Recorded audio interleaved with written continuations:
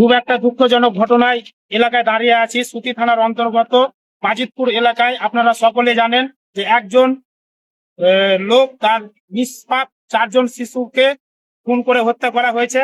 আজকে তার দেখতে পাচ্ছি সরকারি প্রশাসনেরা এসেছে, তাদের কোনো একরকম তদন্ত চলছে, তাদের জানি না কি তদন্ত চলছে। তো আজকে দেখতে পাচ্ছি অনেকগুলো লোক এসে রয়েছে, আর এখানকার স্থানীয় বাসিন্দার কাছ থেকে আমি কিছু কথা জিজ্ঞাসা করব।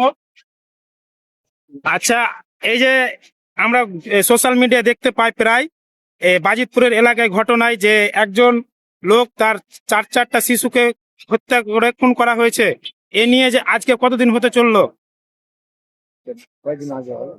কদিন?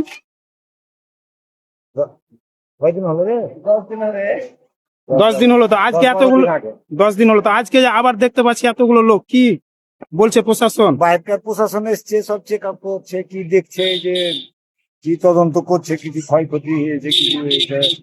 এটা তো আর সাধারণ কাজ হয়নি, না না, বহুত একদম অন্যায় কাজ হয়েছে। এই যে নিষ্পাপ শিশু, মানে সবাই দুঃখজনক, গ্রামবাসী যত যা আছে।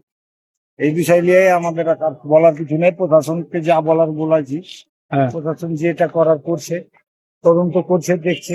আমরা তো চাই কি ছেলেটার যাতে শাস্তি হোক। আমরা শাস্তি, গ্রামবাসী আমরা শাস্তিটা বেশির জন্য আবেদনটা বেশি করি। আপনার নাম? আমার নাম তবু শেখ, বাড়ি এখানে না বাড়ি বাজিতপুর?